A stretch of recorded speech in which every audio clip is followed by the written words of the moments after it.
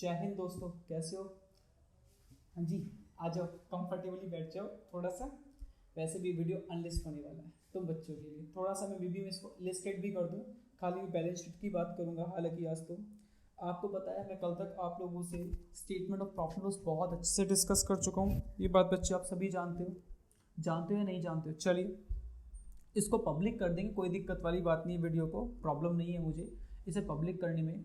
But बच्चों मैं आपको बता दूं, जो भी बच्चे आउटसाइडर्स देख रहे हैं, मैं बेटा statement of profit loss discuss नहीं करूंगा। चैप्टर का नाम है फाइनेंशियल स्टेटमेंट ऑफ कंपनी। हमारा फाइनेंशियल स्टेटमेंट ऑफ कंपनी थोड़ा सा बेटा 5 स्टेटमेंट से मिलकर बनता है। कितने स्टेटमेंट से मिलकर बनता है बेटा? 5 स्टेटमेंट से मिलकर बनता है। और जिस अभी स्टेटमेंट की हम बात करने जा रहे हैं उसका नाम है बैलेंस शीट। क्या बेटा? Balance sheet. देखिए बैलेंस शीट आपने 11th क्लास में टी कॉलमा फॉर्म में पढ़ा था। किस में पढ़ा था बेटा?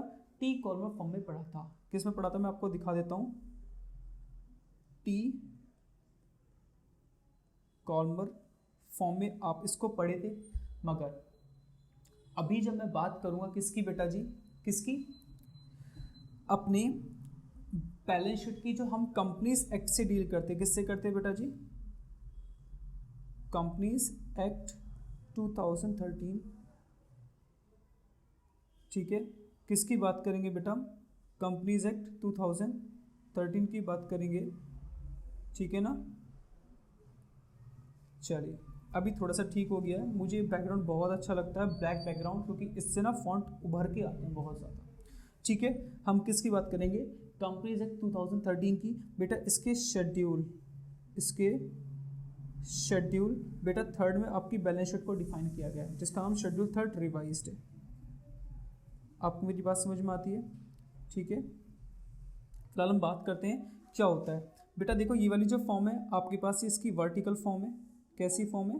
वर्टिकल फॉर्म है। आपको मेरी बात समझ में आ रही है या नहीं आ रही है? चलिए बेटा जी, ये इसकी कैसी फॉर्म है? वर्टिकल फॉर्म है। ठीक है, ठीक है ना?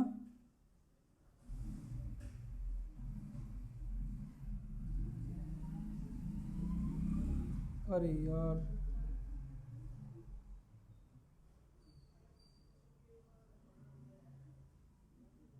भाई चला जा, तुझे क्या आफत आई?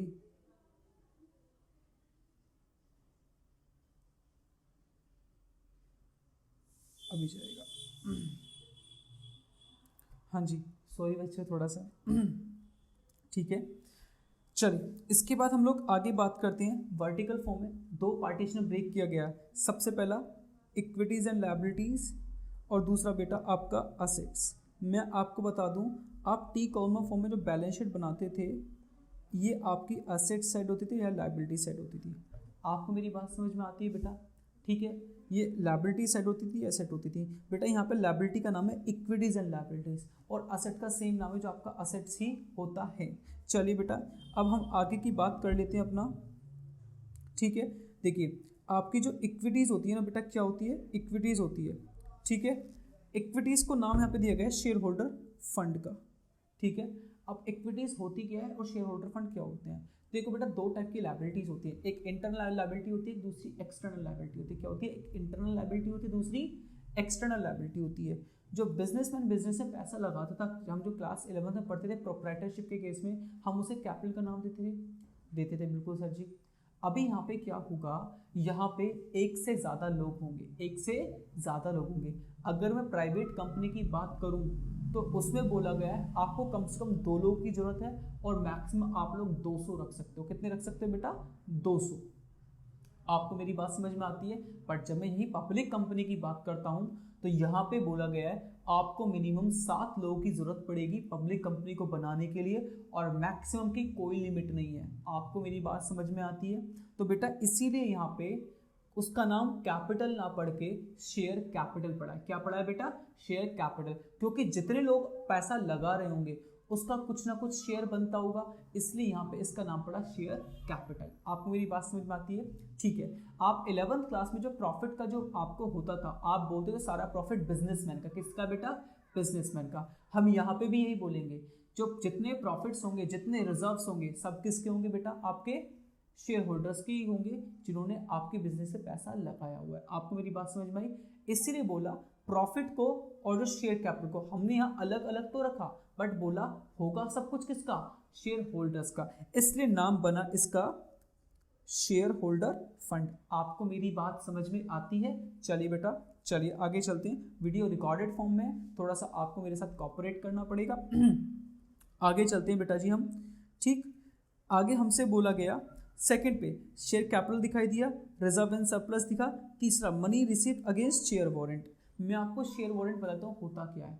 कंपनी के पास जब कंपनी को किसी को अपनी कंपनी में मालिकाना हक नहीं देना होता है ना, या मैं ऐसे बोलूँ कंपनी के पास खुद अभी इतने सारे बोर्ड ऑफ डायरेक्टर्स हैं या फिर इतने सारे शेयर होल्डर्स हैं कि उनको संभालना कंपनी को बहुत मुश्किल पड़ रहा है, मगर कंपनी चाहती है कि उनको पैसा तो मिले, बट वो किसी टाइप का डेप्ट लेना नहीं चाहते। डेप्ट का मतलब आप सभी बच्चे जानते हैं, किसी भी टाइप का वो पैसा बोरो नहीं करना चाहते जिससे उनके ऊपर रिटर्न्स की लायबिलिटी बने या उस पर इंटरेस्ट की लायबिलिटी बने, जो आपके बिजनेस पे डेप्ट का बर्डन पड़े। आपको मेरी बात समझ में आती है? तो कंपनी क्या करती है, कंपनी उनको शेयर वारंट इशू कर देती है जो प्री डेटेड होते हैं, या आप ऐसा बोल सकते हैं कुछ समय के बाद उनको शेयर में कन्वर्ट कर दिया जाएगा।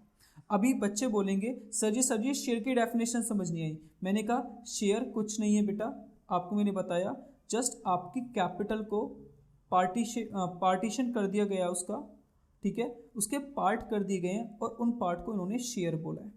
आपको मेरी बात समझ में आती है? शेयर बेटा टू टाइप के होते हैं, आपको मैं बता दूं, एक इक्विटी होते हैं, दूसरे प्रेफरेंस होते हैं। आपको मेरी बात समझ में आती है?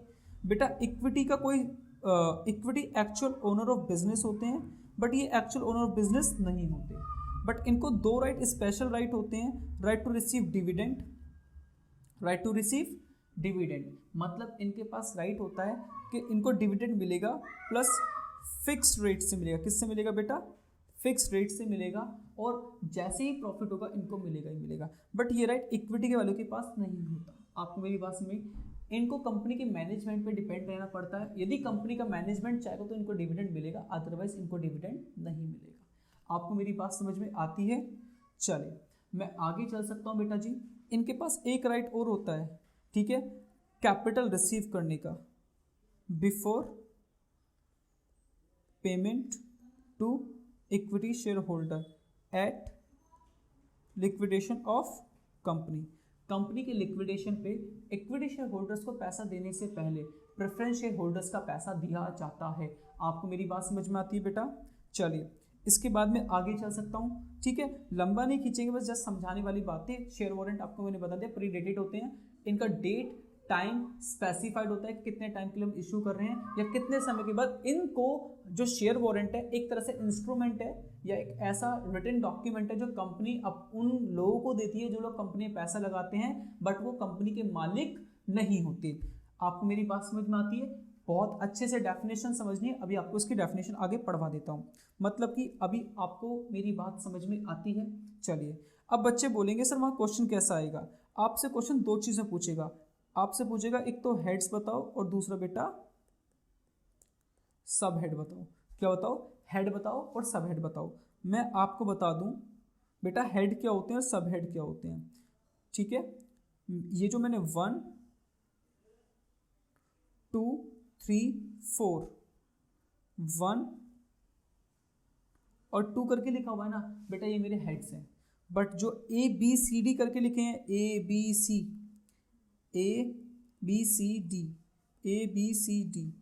ठीक है,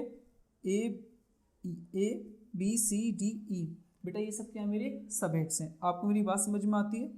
ठीक है, यानी आपकी अब जो बैलेंस शीट है, न्यू बैलेंस शीट जो है आपकी, वो दो पार्ट में डिवाइडेड है, एक तो हेड्स में और दूसरी सब हेड में। मैं आपका एक क्लैरिफिकेशन अभी दे देता हूँ, एक बहुत छोटा सा कन्फ्यूजन दूर कर देता हूँ। क्या सर हमको एग्जाम में बैलेंस शीट बनाना पड़ सकता है? बेटा देखो 90% केस में बैलेंस शीट बनाने के लिए नहीं आता।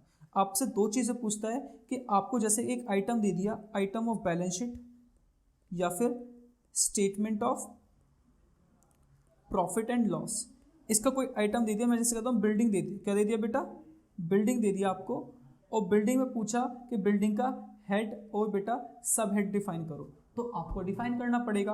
बिल्डिंग का हेड जो होगा बेटा वो नॉन करंट असेट में आएगा और इसका सब हेड क्या होगा बेटा? फिक्स्ड असेट्स होगा। बस आपको इस तरह से आंसर करना है, जस्ट मैंने एक एग्जांपल लेके आपको बता दिया, ठीक है। अब दिमाग में क्वेश्चन आया कि सर शेयर कैपिटल क्या है? रिजर्व एंड सरप्लस क्या है, और आपका balance money receive against share warrant है क्या। मैं जस्ट आपको जल्दी जल्दी पढ़वा देता हूँ, ठीक है। देखो सीबीएसई ने प्रेस्क्राइब किया है एक्सेप्शनल आइटम को छोड़ के, उसने बोला extra ordinary item discontinue operation and excluding from the syllabus. मतलब कि ये कुछ आइटम्स होते हैं जो आपके सिलेबस का पार्ट नहीं है, आपको पढ़ाई भी नहीं जाएंगे, तो फालतू की बकवास आप समझे भी ना, ठीक है। अभी आगे चलते हैं बेटा, आगे क्या बोलता है आप ध्यान से देखेंगे, ठीक है। देखो सबसे पहले आपको शेयर कैपिटल मिला, क्या मिला, शेयर कैपिटल। यहाँ पे शेयर कैपिटल का मतलब सिंपल इतना, बिजनेसमैन ने कितना पैसा लगा दे तो कहानी खत्म हो जाती है। बेटा शेयर कैपिटल बेसिकली 3 पार्ट में डिवाइडेड होते हैं। कितने पार्ट में डिवाइड होती है, 3 पार्ट में डिवाइड होती है, जिसका पहला नाम है शेयर कैपिटल, को हम बोलेंगे authorised capital, issued capital and subscribed capital. मैं बता दूं, जब आपकी कंपनी का चैप्टर नंबर 1 चलेगा शेयर कैपिटल, बेटा क्या चलेगा, शेयर कैपिटल, जिसमें हम equity shares and preference shares को पढ़ेंगे, ठीक है। आपको मेरी बात समझ में आती है, इक्विटी एंड प्रेफरेंस को पढ़ेंगे तो बेटा वहां आपको ये पूरा और डीप में समझने का मौका मिलेगा। जस्ट मैं अभी आपको एक्सप्लेन कर देता हूँ ऑथराइज क्या है, सब्सक्राइब क्या, और बेटा हमारा इशूड क्या है। बेटा ऑथराइज कैपिटल वो कैपिटल होती है जिस कैपिटल के साथ कंपनी को रजिस्टर्ड कर जिस कैपिटल के साथ कंपनी को रजिस्टर्ड कराया जाता है। आपको मेरी बात समझ में आती है, मतलब कि जब कंपनी का रजिस्ट्रेशन होता है तो कंपनी को बताना पड़ता है कि वो मैक्सिमम कितने रुपए तक के शेयर इशू करना चाहती है। तो एक तरह से आप बोल सकते हो ऑथराइज कैपिटल एक मैक्सिमम लिमिट है जिससे आगे आप अपनी कंपनी के शेयर इशू नहीं कर सकते। आपको मेरी बात समझ में आती है। चलिए आपको सिंपल बोलेगा ऑथराइज कैपिटल कहाँ आता है, तो सिंपल बोल देंगे ऑथराइज कैपिटल शेयर कैपिटल का पार्ट होता है जो कि शेयर होल्डर फंड में शो होता है। यानी इसका सब हेड हुआ शेयर कैपिटल, और बेटा इसका सब हेड हुआ शेयर कैपिटल, और इसका जो मेजर हेड हुआ बेटा हुआ शेयर होल्डर फंड। आपको मेरी बात समझ में आती है। चलिए देखिए हम रिकॉर्डेड फॉर्म में हैं, यहाँ मैं आप लोगों से इंटरेक्शन मतलब कि वैसे नहीं बोल सकता कि बच्चों आपको समझ में आ रहा है या नहीं आ रहा है। आपको जो भी समझ नहीं आ रहा है आप कमेंट बॉक्स में सेक्शन में मेरे को मैसेज कर सकते हैं। दूसरा देखिए मेरा व्हाट्सएप नंबर लिखा हुआ है, आप इजीली मुझसे कांटेक्ट कर सकते हैं, कोई दिक्कत नहीं, मैं आपको डेफिनेटली आंसर करूंगा। दूसरा इशूड कैपिटल, मैंने आपसे कहा ये मैक्सिमम लिमिट होती है आपकी, क्या होती है बेटा, मैक्सिमम लिमिट होती है कि आप इससे ज़्यादा शेयर इशू नहीं कर सकते। तो बेटा इसी के लिए बिहाफ पे जब कंपनी को पैसे की रिक्वायरमेंट होती है तो वो शेयर इशू करती है, क्या करती है बेटा, शेयर इशू करती है, और इसी को नाम क्या दिया गया, इशूड कैपिटल का नाम दिया गया। आपको मेरी बात समझ में आती है बेटा। चलिए ठीक है, वो इक्विटी और प्रेफरेंस दोनों में से किसी भी टाइप की हो सकती है। तीसरी बेटा हमने कहा कि हमने पब्लिक को एप्लीकेशन डालने के लिए बोला, मतलब एक पब्लिक प्रपोजल तो निकाल दिया। आपको मेरी बात समझ में आती है, हमने पब्लिक प्रपोजल तो निकाल दिया, बट अब कितने लोग इसको एक्सेप्ट करेंगे वो लोगों पे डिपेंड करता है। जैसे कि मैं ये वीडियो यूट्यूब पे डाल रहा हूँ, बट मुझे नहीं पता कि यूट्यूब वर्ल्ड वाइड जो एक तरह से मैं बोल सकता हूँ एक ऐसा प्लेटफॉर्म है जहाँ पे आप बहुत अच्छा कुछ कर सकते हो, बट मुझे नहीं पता कि इसको कौन देखने वाला है कौन नहीं देखने वाला। आपको मेरी बात समझ में आती है। इसी तरह से मैं पब्लिक प्रपोजल तो निकालूंगा, बट डिपेंड करेगा सामने वाली पार्टी पे, वो उसको एक्सेप्ट करेगी या नहीं करेगी। यदि वो एक्सेप्ट करती है और कुछ सर्टेन अमाउंट के साथ वो एप्लीकेशन फॉर्म जमा करती है कंपनी में, बेसिकली एप्लीकेशन फॉर्म कुछ जमा नहीं करती, सीधे बैंक में अमाउंट डिपॉजिट होता है, ठीक है, जिसमें एक सेपरेट बैंक अकाउंट ओपन किया जाता है। इस शेयर कैपिटल के लिए एक बिल्कुल सेपरेट अकाउंट ओपन किया जाता है। आपको मेरी बात समझ में आती है बेटा, बात क्लियर है मेरी। चलिए थंब का साइन दे दीजिए। तो मतलब कि हमने पब्लिक प्रपोजल निकाला, हमने उसको बोला इशूड कैपिटल, बट अब पब्लिक कितना हमको रेस्पॉन्स करेगी, पब्लिक जब हमको रेस्पॉन्स करेगी बेटा उसको नाम दिया गया इन्होंने सब्सक्राइब्ड कैपिटल। मतलब इसको बोल सकते हैं हम पब्लिक का प्यार। समझ में, पब्लिक तक कितना प्यार हमको मिला है रे, समझ में बात, प्यार से बड़े इमोशनल हो गए बच्चे तुम। चलो आ जाओ आगे चलते हैं बेटा जी। इसके बाद देखो इक्विटी शेयर कैपिटल जितने की पैसे होंगे सब ये प्रेजेंटेशन करने का तरीका है, आप इस चीज़ के लिए बिल्कुल परेशान ना हो, आप देख सकते हैं। देखो इसमें मैंने एक वर्ड यूज़ किया कॉल इन एरियर, बेटा यूज़ क्या किया कॉल इन एरियर, और एक वर्ड यूज़ किया शेयर फॉरफीचर। मैं आपको थोड़ा सा एक्सप्लेन कर देता हूँ कि कॉल इन एरियर का मतलब क्या होता है, ठीक है। देखिए कॉल इन एरियर क्या होता है, ठीक, कॉल इन एरियर होता है बेटा डिफॉल्ट अमाउंट।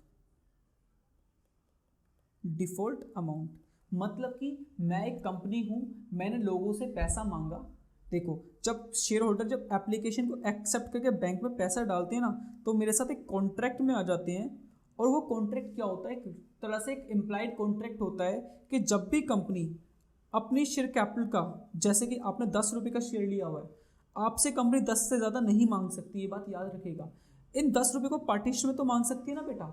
मैंने कहा 2 एक बार मांगे, 2 एक बार मांगा, 2 एक बार मांगा, 2 एक बार मांगा, मांग सकती है नहीं मांग सकती है, आप मुझे थोड़ा सा एक्सप्लेन करें। यस सर जी मांग सकती है। तो मैंने कहा कंपनी ने एक बार 2 मांगा, फिर 2 मांगा, फिर 2 मांगा, फिर 2 मांगा, फिर 2 मांगा, तो कंपनी ने 5 बार पैसा मांगा। ठीक, आपने क्या काम किया, कुछ शेयर होल्डर्स तो ऐसे थे उन्होंने टाइमली पेमेंट कर दिया, ठीक है, टाइमली पेड कर दिया, बट एक दो नालायक ऐसे थे, ठीक है सॉरी, उन्होंने क्या काम किया, उन्होंने टाइमली पेमेंट नहीं किया और अपनी पेमेंट करने में क्या कर दिया, डिफ़ॉल्ट कर दिया, मतलब कि टाइम पे वो पेमेंट नहीं कर पाए। आपको मेरी बात समझ में आ रही है बेटा। तो टाइम पे वो पेमेंट नहीं कर पाए उसको बोलेंगे बेटा कॉल इन एरियर। आपको मेरी बात समझ में आती है। तो हम लोग क्या करते हैं, हम दिखाते हैं कि कंपनी ने कितना पैसा मांगा। मैंने कहा कि 8 रुपये से मांगा 10,000 शेयर पे, ठीक है, 10,000 शेयर पे यानी 80,000 रुपये हो गया बेटा। मैंने कहा एक दो शेयर होल्डर जिनके पास 500 शेयर थे, उन्होंने 2 रुपये से पेमेंट नहीं किया, मतलब एक कॉल का पेमेंट नहीं किया, फाइनल कॉल का, तो बेटा 1,000 नहीं दिया, तो टोटल 79,000 मिले नहीं मिले, तो बेटा लेस करके दिखा देंगे, ठीक है, ऐसे ही करेंगे। बट लास्ट में आपको एक प्रॉब्लम कर रहा है, what is the meaning of share forfeiture, है ना। फिर से मैं वही बात करूँगा, जब आप कंपनी के साथ कॉन्ट्रैक्ट में आते हैं ना, एक कॉन्ट्रैक्ट करते हैं, मतलब एक रिटर्न डॉक्यूमेंट होता है आपके पास, जब आप कॉन्ट्रैक्ट करते हैं कंपनी के साथ, तो उस कॉन्ट्रैक्ट में एक टर्म एंड कंडीशन में एक इम्प्लाइड कंडीशन होती है, ठीक है। यदि आप अपनी पैसा टाइमली पे नहीं करेंगे, पेड नहीं करेंगे, हम आपको कुछ टाइम पीरियड अलाउ करेंगे रिलैक्सेशन के लिए, प्लीज़ टाइमली पेमेंट कर दें। यदि आपने पेमेंट नहीं किया, यदि आपने उस समय में पेमेंट नहीं किया, तो आपका जितना amount, whole amount which were you paid, जिसको आप ऑलरेडी पे कर चुके हैं, ठीक है, वो सब क्या हो जाएगा, फॉरफिट हो जाएगा। फॉरफिट बोलिए, कन्फिस्केट बोलूं,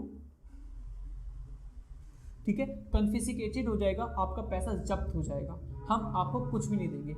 क्या मानते नहीं देंगे, क्या आपको सजेशन सोकोश नोटिस आपने भेजा तो आपको आंसर क्या मिलेगा, आपको आंसर मिलेगा आपने जो हमारा कंपनी का नाम यूज़ किया है, फेम यूज़ किया है, आप बोलते हैं हम आपकी कंपनी के शेयर होल्डर है, तो हम as a rent, as a reputation charge उसको मान के प्रॉफिट कर ले रहे हैं, क्योंकि हमने कॉन्ट्रैक्ट में लिखा था यदि आप अपना टाइमली पेमेंट नहीं करेंगे तो जितना अमाउंट आप पे कर पाएंगे हम सबका सब प्रॉफिट कर लेंगे। आपको मेरी बात समझ में आती है, ठीक है बेटा। तो इसीलिए क्या होता है, आपके पास वो अमाउंट होता है, हम उसे शेयर कैपिटल में से लेस करके बेटा कहाँ दिखा देते हैं, शेयर फॉरफीचर अकाउंट में दिखा देते हैं। इन फ्यूचर हम इन शेयर्स को रीइशू कर सकते हैं। इस चैप्टर को कंपनीज की जब फर्स्ट बुक चलेगी वहां पर डिस्कस कर लिया जाएगा, ठीक है बेटा। इसके बाद आते हैं रिजर्व एंड सरप्लस। देखो दो चीज़ में डिवाइड होता है, रिजर्व एंड सरप्लस। रिजर्व आपकी स्ट्रेंथ बताने दी बिजनेस का, और सरप्लस होता है आपका करंट का प्रॉफिट को कैसे यूटिलाइज करते हो उसका बताने का तरीका है, ठीक है। रिजर्व में आपके टोटल रिजर्व्स आएंगे, जो नाम मैंने लिखे हैं इससे बाहर कुछ नहीं आएगा। और बेटा सरप्लस में क्या होगा, हमारे पास ओपनिंग बैलेंस होगा प्रॉफिट का, उसमें करंट को जोड़ेंगे तो हमारे पास अवेलेबल प्रॉफिट निकल के आ जाएगा। अब इसमें से जो हम लोग पार्ट लेस कर रहे हैं ना, हम प्रॉफिट को यूटिलाइज कर रहे हैं, क्या कर रहे हैं बेटा, यूटिलाइज कर रहे हैं इन बेटर फॉर्म। किसमें बेटा, बेटर फॉर्म में इसको हम यूटिलाइज करें, जिससे कि हम अपना प्रॉफिट को बहुत अच्छे से यूटिलाइज कर पाएँ। तो ट्रांसफर टू रिजर्व कर रहे हैं, बोनस दे रहे हैं लोगों को, पैसा डिविडेंड के फॉर्म में बांट दे रहे हैं, इंटरव्यू डिविडेंड दे रहे हैं, बेटा टैक्स दे रहे हैं। तो ये सब जो प्रॉफिट है हमारा, उसको हम बेसिकली पब्लिक को डिस्ट्रीब्यूट कर रहे हैं, या बिजनेस में रिटेन करके रख रहे हैं, या हमको टैक्स पे करना तो टैक्स दे रहे हैं। आपको मेरी बात समझ में आती है, ये तो बेसिकली यूटिलाइजेशन में आ जाता है। चलिए कोई दिक्कत नहीं है, इतना डीप में नहीं जाएंगे अभी इसके बारे में, हमको क्योंकि आंसर हेड्स एंड सबहेड में करना है। सिंपल हमसे पूछेगा कि वर्कमैन कंपनसेशन रिजर्व कहाँ आता है, कैपिटल रिडम्पशन रिजर्व कहाँ आता है, तो आप सिंपल डिफाइन करेंगे, शेयर होल्डर फंड का पार्ट होता है और इसका सबहेड होता है बेटा reserve and surplus. Thank you बेटा जी, इतना ही होगा। अगर आपको मेरी बात समझ में आती है तो प्लीज़ मुझे आंसर कर दें, कॉमेंट सेक्शन में बताएं। आप आंसर कर ही नहीं पाएंगे क्योंकि वीडियो रिकॉर्डेड फॉर्म में।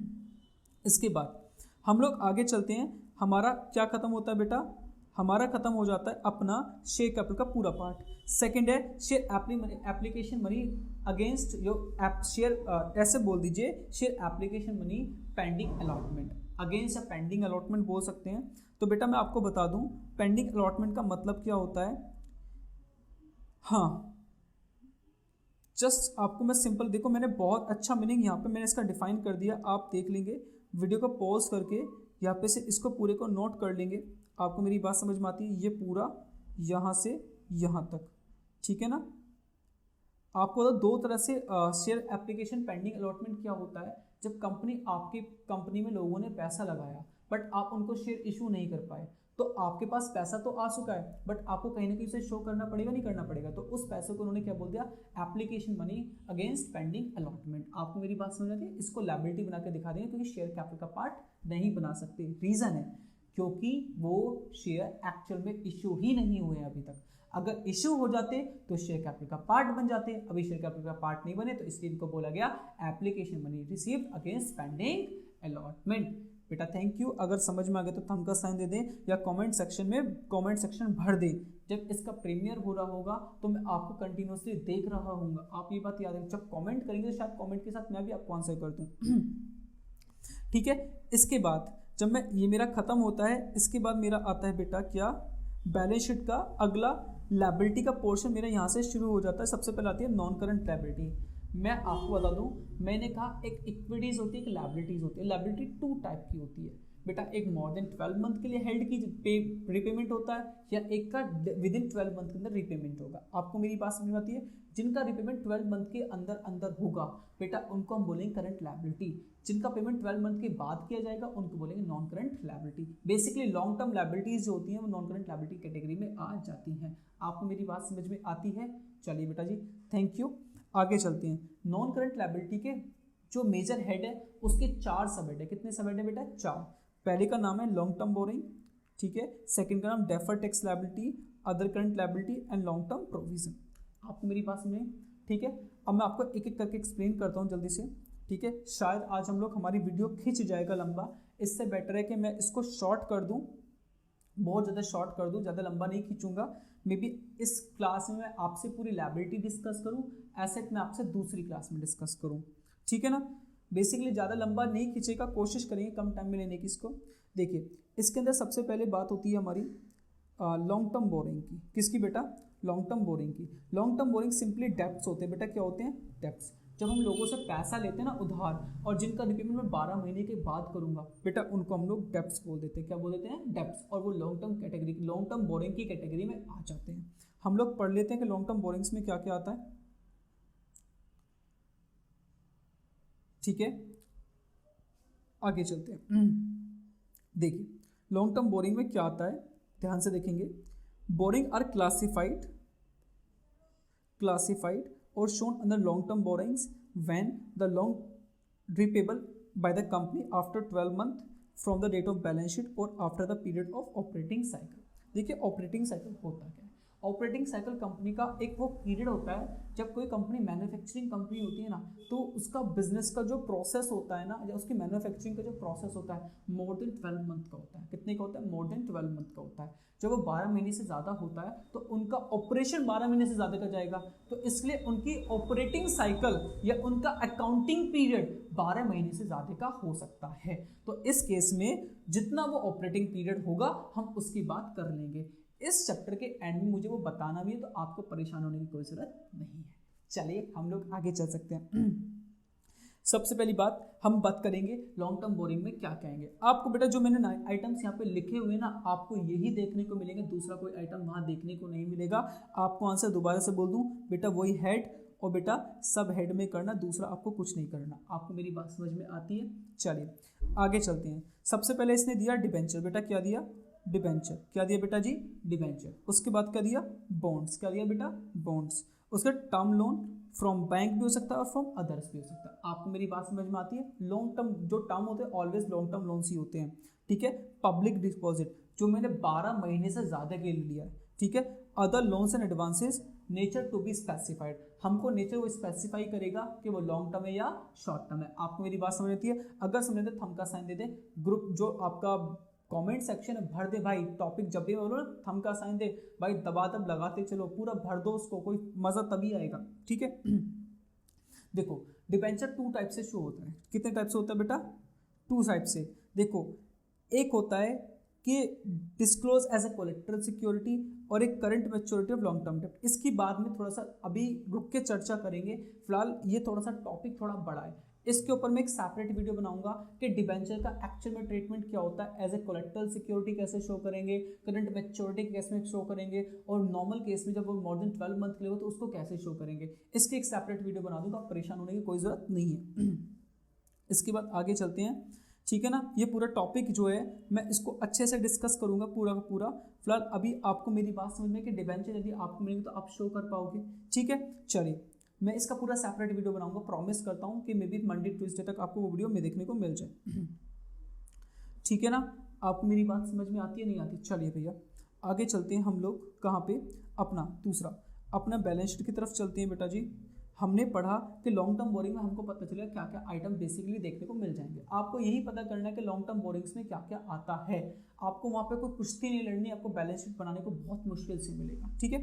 चलिए अब बात करता हूँ, हाँ यही मैं बात करता यूपी बोर्ड के बच्चों से, या यही बात करता कि दिल्ली यूनिवर्सिटी के बच्चों से, सॉरी दिल्ली यूनिवर्सिटी कर रहा हूँ, हाँ कॉलेजेस की बात करता, मे बी सेंटर ऐसा, मैं अब सॉरी सेंटर ऐसा का नाम क्यों ले रहा हूँ, एक स्कूल ISC बोर्ड का नाम लूँगा तो बेटर रहेगा, ठीक है। अगर मैं बात करूँ CBSE बोर्ड की तो आपको ये खाली हेड एंड सबहेड में इसका आंसर करना है, बट यदि मैं बात करूँ ISC बोर्ड की तो अब तो वहाँ पे भी हेड एंड सबहेड में ही आंसर करना होता है, वहाँ पे proper I think balance sheet बनाना नहीं होता है। चलिए आगे चलते हैं। डेफर्ड टैक्स लायबिलिटी की जब मैं बात करूँगा, डेफर्ड टैक्स लायबिलिटी का मतलब क्या होता है, मैं आपको सिंपल थोड़ा सा छोटे शब्दों में समझा देता हूँ। देखिए, कंपनी ना एवरी क्वार्टर पे, किस पे बेटा, क्वार्टर पे एडवांस टैक्स पे करती है। क्या पे करती है बेटा, एडवांस टैक्स पे करते हैं, किसको बेटा, गवर्नमेंट को, ठीक है। एवरी क्वार्टर 1 अप्रैल से स्टार्ट होता है और बेटा 31 मार्च को खत्म होता है। किस पे करती है बेटा, एडवांस टैक्स कहेगी। आप लोगों को क्वेश्चन है सर एडवांस टैक्स किस चीज़ का दे, हमारे पास तो इनकम ही नहीं है, इनकम तो at the end of year आएगा। मैंने कहा बिल्कुल आएगा।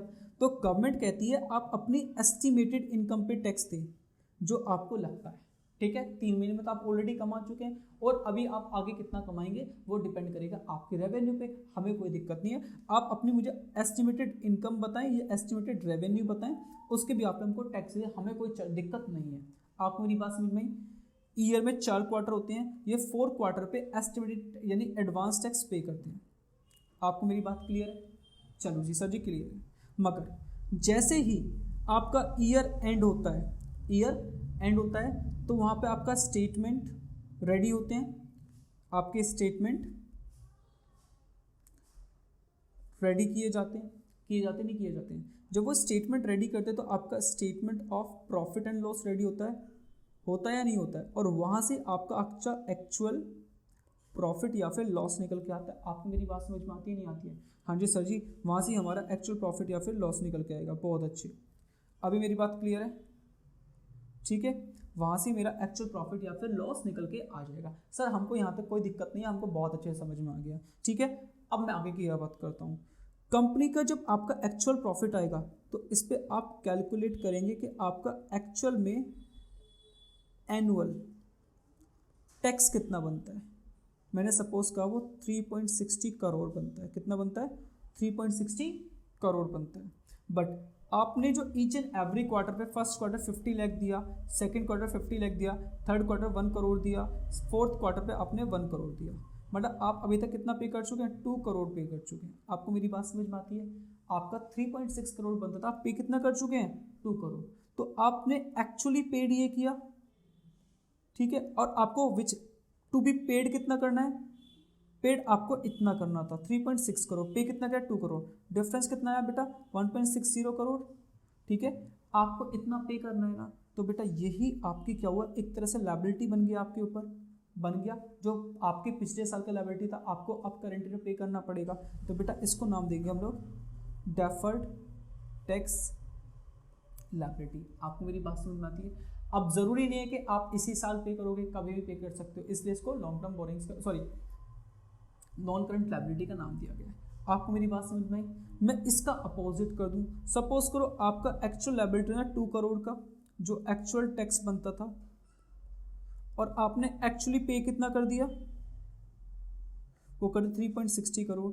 अभी डिफरेंस 1.6 करोड़ का है, ठीक है, 1.60 करोड़ का। आप मेरी बात समझ में आते हैं? तो बेटा ये क्या हुआ, एक्चुअली पेड ज़्यादा है ना और आपको पे कम करना था, तो गवर्नमेंट बोलते देख भाई तुझे आगे भी एडवांस टैक्स पे करना है, जी सर जी पे करना है, तो अभी टेंशन क्यों लेता है भाई, अभी टेंशन मत ले, सिंपली हम इसको अपने पास रिटेन कर लेते हैं और इन फ्यूचर तेरे टैक्स की लायबिलिटी बनेगी तो इसको एडजस्ट कर देंगे। आपको मेरी बात समझ में, जब इसको एडजस्ट करने की बात करेगा गवर्नमेंट तो हम इसे अपनी बैलेंस शीट में क्या दिखाएंगे, डेफर्ड टैक्स असेट्स दिखा देंगे। आपको मेरी बात समझ में आती है, क्या दिखा देंगे बेटा, डेफर्ड टैक्स असेट दिखा देंगे। आपकी क्लास 30 मिनट से ऊपर हो चुकी है तो मैं कोशिश करूंगा कि जल्दी जल्दी सब चीज़ों को ख़त्म करने का। ठीक है, आपको बात करता हूं मैं सीधे, फिर आते हैं हम अपने लॉन्ग टर्म प्रोविजंस यानी अदर नॉन करंट लायबिलिटी में। बेटा ये जो लायबिलिटी मोर देन 12 मंथ के लिए होंगी ना, जैसे कि वो जो ट्रेड पेबल 12 महीने से ज़्यादा के लिए, या फिर capital premium on redemption of debentures, या premium on redemption of preference shares, या वर्कमैन कॉम्पनसेशन रिजर्व, या एम्प्लॉय बेनिफिट रिजर्व्स, ये प्रोविजंस यहाँ पे सॉरी प्रोविजन में जाएगा वो तो, ठीक है, जो सॉरी एक बार मैं गलत बोल गया, वर्कमैन कॉम्पनसेशन रिजर्व आपका लॉन्ग टर्म प्रोविजन का पार्ट बनेगा, बट हाँ आपका premium on redemption of debentures और दूसरा ट्रेड पीपल जो मोर देन 12 मंथ के लिए, बेटा वो आपके अदर लॉन्ग टर्म लायबिलिटी में आ जाएंगे। ठीक है, मैं आपको जस्ट दिखा देता हूँ। ठीक है, जैसे कि देखिए यहाँ मैंने बताया आपको क्या बेटा, ट्रेड पीपल जो कि 12 महीने से ज़्यादा के होंगे वो आपको यहाँ पे शो कर देंगे, like premium on redemption of debenture, premium on redemption of preference shares, आपका ये यहाँ पे आ जाएगा। बस जस्ट आपको नाम याद रखना है, बाकी की बात हम नहीं करेंगे।